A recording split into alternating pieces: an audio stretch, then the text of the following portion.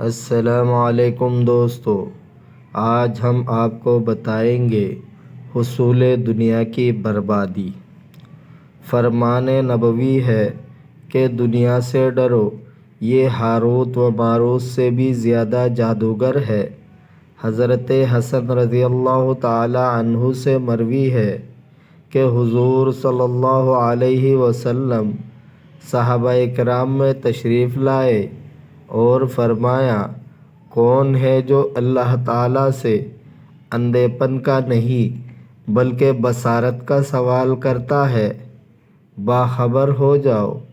جو دنیا کی طرف مائل ہو اور اس سے بے انتہا امیدیں رکھنے لگا، اس کا دل اندھا ہو گیا، اور جس نے دنیا سے کنارہ کشی کر لی اور اس سے کوئی مخصوص امیدیں نہ رکھے، اللہ تعالیٰ نے اسے نور بصیرت عطا فرما دیا۔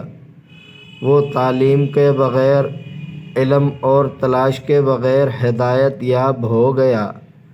تمہارے بعد ایک قوم آئے گی جن کی سلطنت کی بنیاد قتل اور جور و جفا پر ہوگی، جن کی امیری و تمول بخل و تکبر سے بھرپور ہوگی اور نفسانی خواہشات کی سوا انہیں کسی چیز سے محبت نہیں ہوگی۔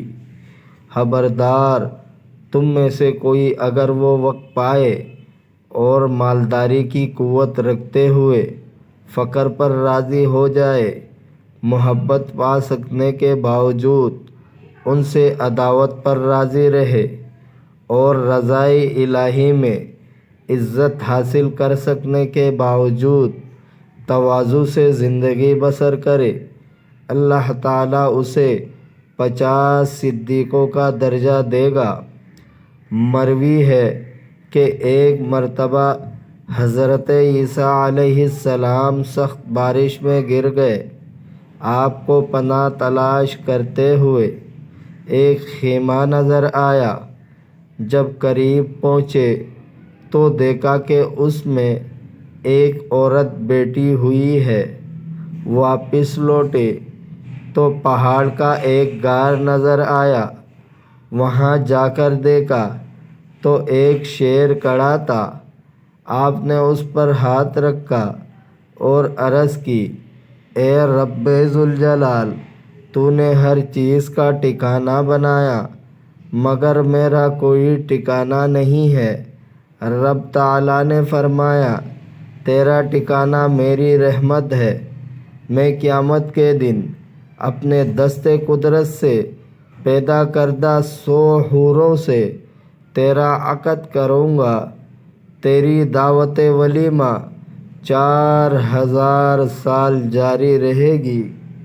ہر سال کے دن دنیا کے زندگی کے برابر ہوں گے، اور ندا کرنے والا میرا فرمان سے ندا کرے گا۔ یہ دنیا سے کنارہ کشی کرنے والوں اور زاہد اعظم عیسیٰ بن مریم علیہ السلام کی شادی دیکھو۔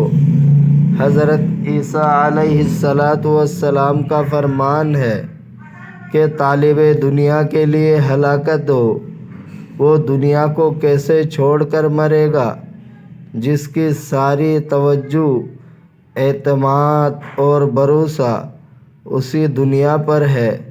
یہ لوگ اپنی ناپسندیدہ چیز موت کا کیسے مقابلہ کرے گا جو انہیں محبوب چیزوں سے جدا کر دے گی، اور جس کے بارے میں ان کو پہلے سے ہی بتا دیا گیا تھا۔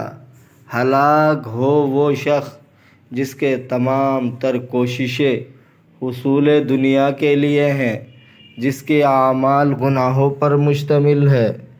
وہ کل قیامت کے دن اپنے گناہوں سے کیسے رہائی پائے گا؟ اللہ تعالیٰ نے حضرت موسیٰ علیہ السلام کی طرف وحی کی، اے موسیٰ، تمہارا ظالموں کے گھر سے کیا تعلق؟ تم اپنی توجہ اور تعلق اس دنیا سے جو بہت برا گھر ہے ہٹا لو۔ یہ صرف اسی کے لیے اچھی ہے جو اس میں رہ کر اپنے خالق کو راضی کر لیتا ہے۔